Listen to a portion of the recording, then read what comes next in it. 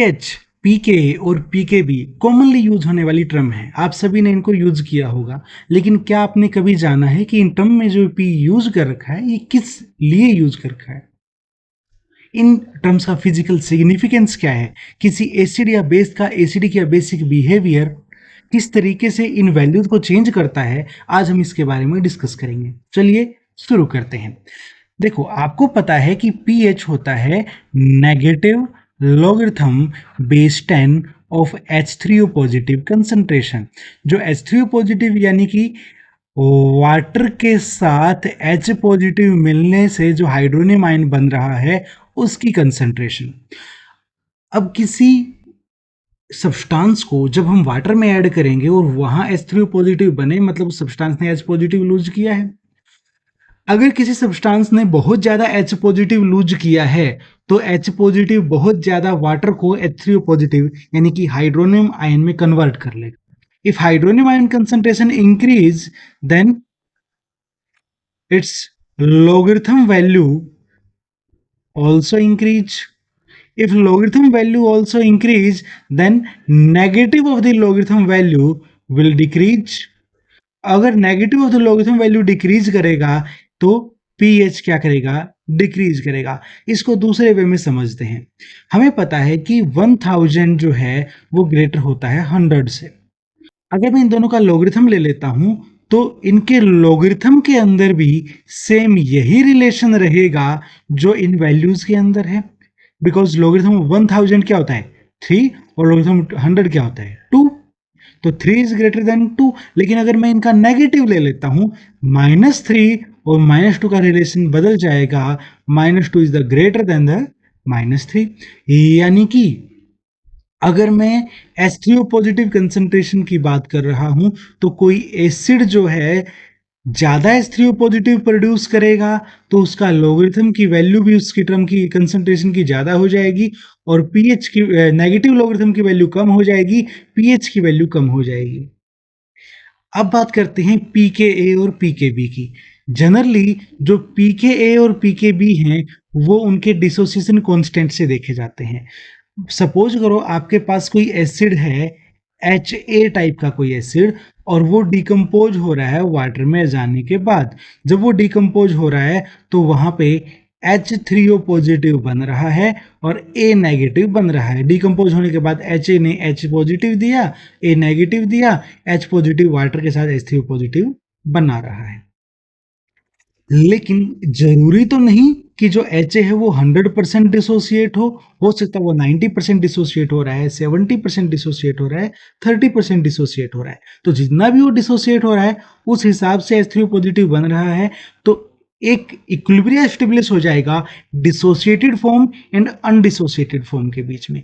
Dissociated form जो हमारी हो गई H3O पॉजिटिव वाली, और इसका इक्विलिब्रियम होगा किसके साथ? अनडिसोसिएटेड फॉर्म के साथ। तो डिसोसिएटेड अनडिसोसिएटेड जो फॉर्म है इनका जो इक्विलिब्रिया है के इक्विलिब्रिया, वो होगा प्रोडक्ट की कंसंट्रेशन। प्रोडक्ट यहाँ पे क्या होगा? H3O positive A negative divide में रिएक्टेंट्स की कंसंट्रेशन। अब क्योंकि हमने सॉल्यूशन एक्वस लिया है यानी वाटर के अंदर सॉल्यूशन बनाया है, सोल्यूट का अमाउंट तो कम होता ही है सॉल्वेंट से, तो through out the reaction water की कंसंट्रेशन पे कोई एप्रिशिएबल चेंज नहीं आया। जब वाटर की कंसंट्रेशन पे कोई एप्रिशिएबल चेंज नहीं आया है तो इस सिनारियो में हम वाटर को यहाँ पे कंसीडर ना करके जो के इक्विलिब्रिया है बेसिकली हमारा किसके बराबर रहेगा? H3O positive concentration, A negative concentration and HA concentration, dissociated form and undissociated form।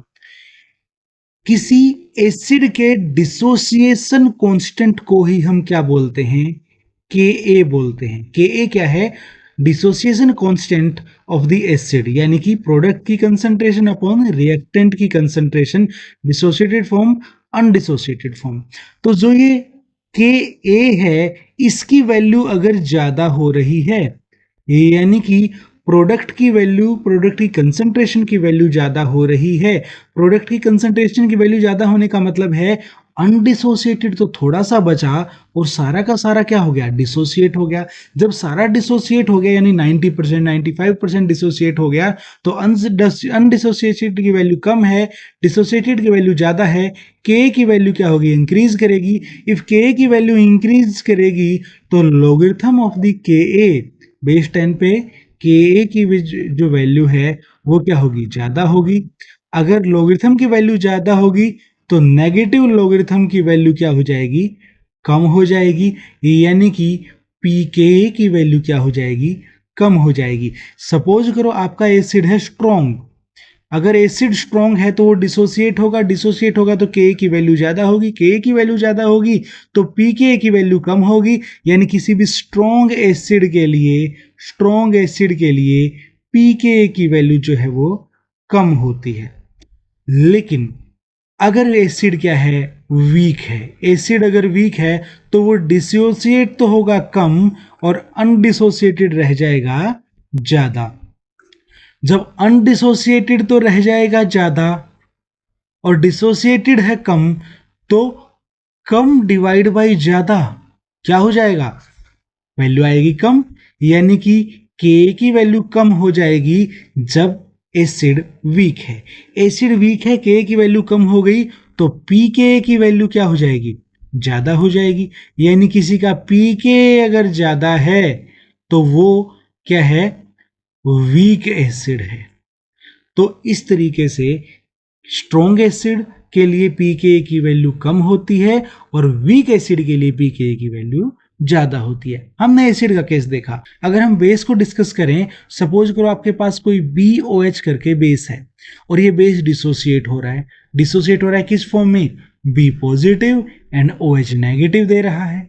अगर ये बी पॉजिटिव OH नेगेटिव दे रहा है तो यहाँ पे बेस का डिसोसिएशन कॉन्स्टेंट KB क्या होगा,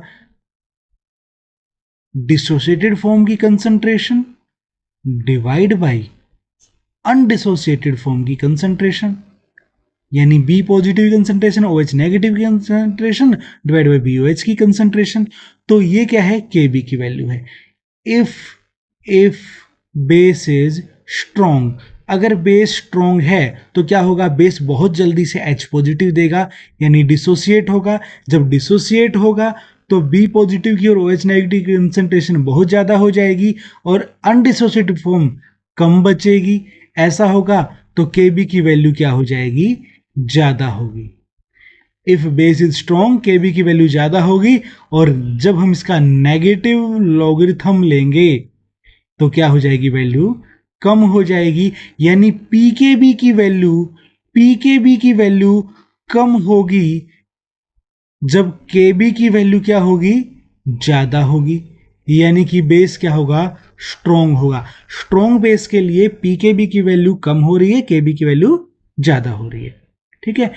लेकिन अगर यही बेस वीक होता तो, इफ बेस इज वीक,